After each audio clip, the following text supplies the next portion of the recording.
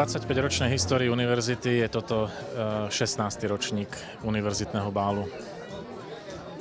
A prakticky dá sa povedať, že tých 16 uplynulých ročníkov má takmer nepretržitú tradíciu, takže možno v nejakom 7. 8.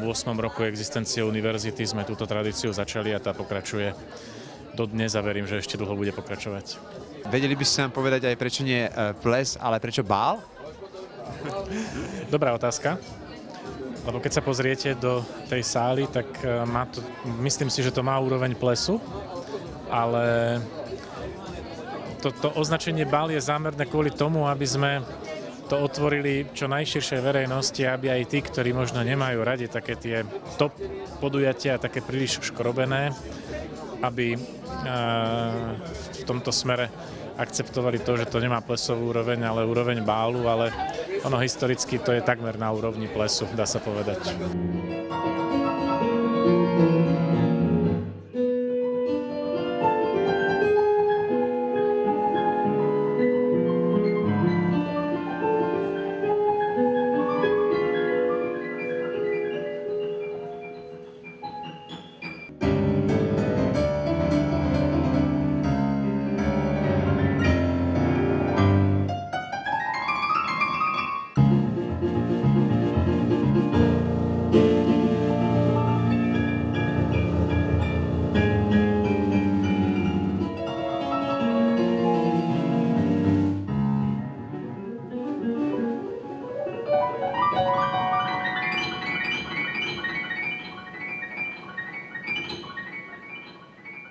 Je to už tak silné a vžité podujatie v živote našej univerzity, že by to malo byť možno aj súčasťou harmonogramu akademického roka, pani projektorka.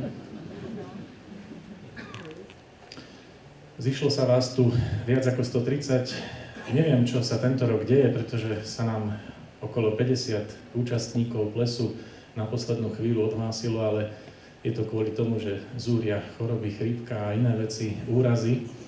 Takže o to srdečnejšie vítam tých z vás, teda všetkých z vás, ktorí majú silný plesový aj iný koreň.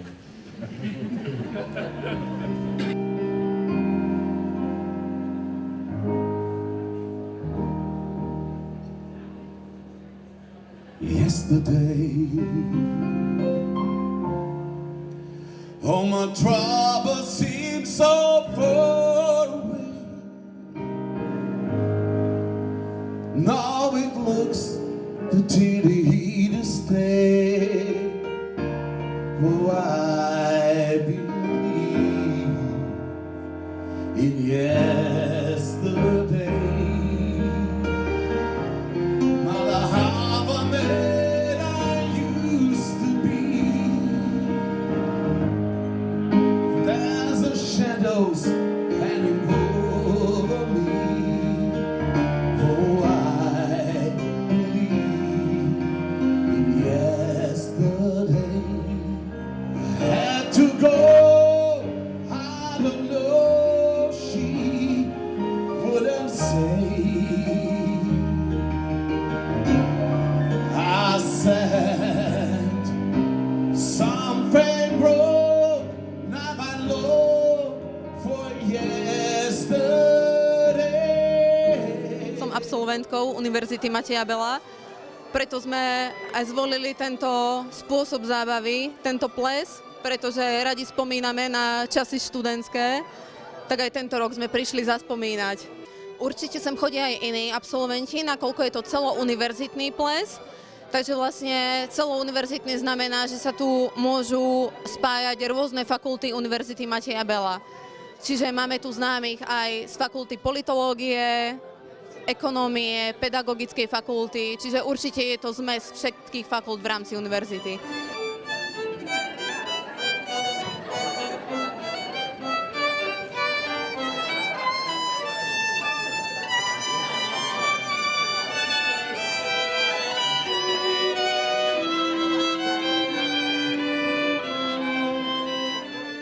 Nálada je úplne úžasná, perfektná atmosféra, úžasné obsadenie, strava úžasná, je to v hoteli Lux, niečo dodať. Tento ročník je hlavným ťahuňom Desmod, na Slovensku veľmi známa kapela, verím, že sa všetci na ňu tešia. Okrem toho je tu Richard Rikon so svojimi umelcami a svojím zoskupením a moderuje to už druhý ročník Roman Juraško. Tak ako som v tom mojom otváracom príhovore spomínal, my plánujeme tento formát nejakým spôsobom dodržať. To znamená, že budem rád, keď Roman Juraško bude moderátorská stálica. Richard Rikon takisto bude zabezpečovať tú celovečernú zábavu a obmieniame hlavného hostia večera. Pri 15. ročníku, a malo to obrovský úspech, bola hosťom večera Sisa Sklovská.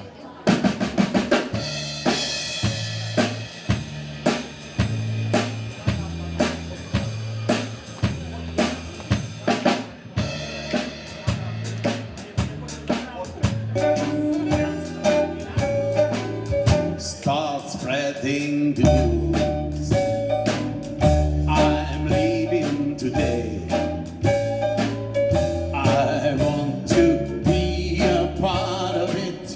New York, New York, these vagabond shoes are longing to stray right through the very heart of it. New York, New York, I want to wake up in the city, take it down like me. Anywhere, it's up to you. Je to váš prvý univerzitný bál, či už ste sa zúčastnili na nejakých ročníkoch? Nie. Opýtali ste sa ľudí, ktorí z tých 16 univerzitných bálov snáď okrem 2, 3, no možno maximálne 4 absolvovali všetky ostatné, čiže takí veteráni plesoví. Čiže vy ste absolvovali? No 12 asi z tých 16, je to možné, možno ešte aj viac.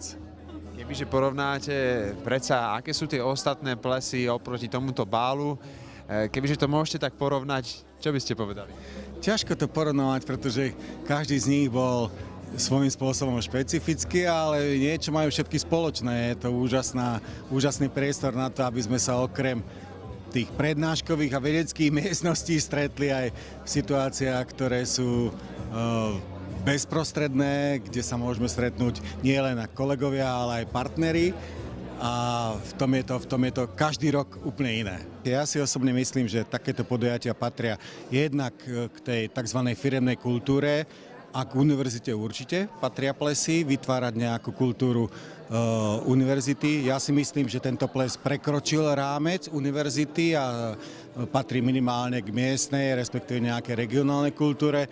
No a potom to, čo ste naznačili, stretnúť sa a hovoriť o problémoch, ktoré prekračujú rámec prednáškových miestností a vedeckých grantov, je úžasné, a vidieť kolegov a kolegyne a známych a ich priateľov v takej uvoľnenej atmosfére, to je to, čo tie robia plesmi. Príde deň, môže prísť dnes a hlavnou bránou aj zaň. Aká tu prevláda atmosféra, nálada už tým prvým krokom, keď ste sem vstúpili? Ako štandardne každý rok nálada je veľmi priateľská, otvorená, príjemná, krásna hudba, prostredie super, skvelé. Počul som, že tombola sú v nej veľmi dobré ceny, takže tešíme sa aj s manželkou. Je tam pomerne veľa zaujímavých víkendových pobytov. Podarilo sa nám sponzorsky, myslím si, že pomerne zaujímavé a atraktívne ceny zohnať tento rok. Je tam víkendový pobyt v hoteli Lomnica.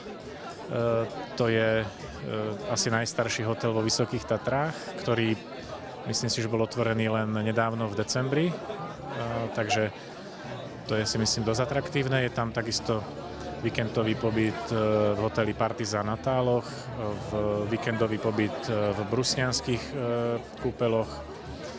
V ďalšom hoteli v Tatrách máme víkendový pobyt, okrem toho je tam gitara. Ja vám teraz z hlavy tie všetky ceny nespomeniem, máme tam asi 22 cien, ale je tam aj taká, do tomboly sa patrí dať aj nejakú zábavnú cenu, takže myslím, že sú tam 2 vrecká cementu a 15 kg nejakej farby. Ale myslím si, že celkom zaujímavá je aj cena rektora, ktorú som sa snažil starostlivo vybrať tento rok. Je to cena, ktorú ja venujem do Tomboli a sú to 2 vstupenky na koncert Robbieho Williamsa v Prahe 19. augusta a k tomu víkendový pobyt v 5-hviezdičkovom hoteli na Staromestskom námestí v Prahe v tom období.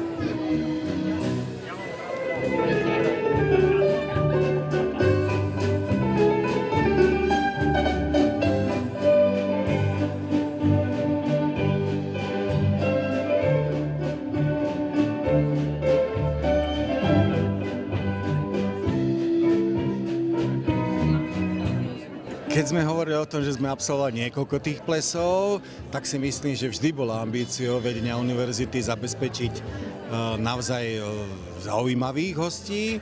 Tohto roku sa myslím to podarilo, pretože Desmod je Desmod a veľmi sa na to tešíme. Je to vždy také oživenie a myslím si, že to dotvára tú atmosféru plesu tak, ako ples má vyzerať. Ďakujem. A kebyže sa opýtam takú poslednú otázku, čo jedlo? Chutilo vám?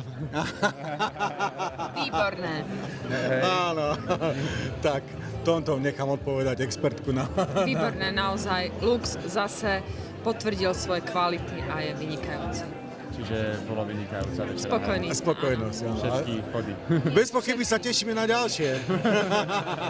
Ďakujem. Má so sebou, že hlavu nie, nech môj som znie, čím sa to stálo. Môj štýl, keď stráči tvár, však čas i daj, zrovna zemou pripíjaj, keď si s tým, keď nebudem. Keď som to vás milujem, kým ešte ty... Keďže univerzita veľmi intenzívne a úspešne spolupracuje s mestom, boli sme u vás aj s pánom primátorom, takže samozrejme sú pozvaní na tieto univerzitné plesy našej UMB aj všetci občania nielen Banskej Bystrice, ale aj z blízkeho okolia. Ja pevne verím, že sa nám program toho 17. ročníka v roku 2018 podarí vyskladať minimálne takto atraktívne, rovnako, že tombola bude zaujímavá.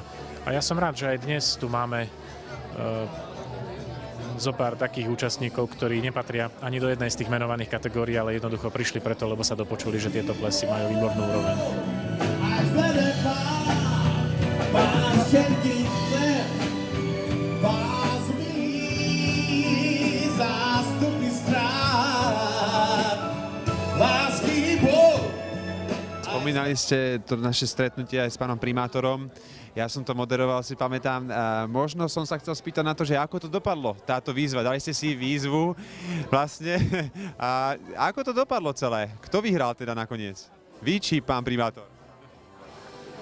Ja si myslím, že vyhrala tá myšlienka, pre ktorú sme to urobili jednoznačne, pretože sa podarilo vyzbierať viac ako 3 500 eur, za čo patrí poďakovanie samozrejme všetkým tým, ktorí si našli tú cestu na punč, či už univerzitný alebo mesta Banská Bystrica. Aby som sa nevyhol odpovedi, tak prehral som ja, takže tých 3500 eur je vrátane tých mojich 200 eur, o ktoré sme sa stavili s pánom primátorom, ale dal som ich do tej výslednej sumy s radosťou. Síce som hovoril pánovi primátorovi, že vidím tam istý handicap vzhľadom na to, že my sme predávali v stredu a on v piatok, že predsa len ten piatok je z tohto pohľadu punču atraktívnejším dňom, ale to vôbec nebolo o tom a myslím si, že táto myšlienka jednoznačne nájde podporu aj budúci rok a určite pôjdeme spoločne zase do takejto akcie a možno zase to okoreníme nejakou stávkou vzájomnou. Áno, príde deň, môže prísť dnes a hlavnou bránou aj zaň, len ďakuj lásky Boh, aj zlede pán všetkých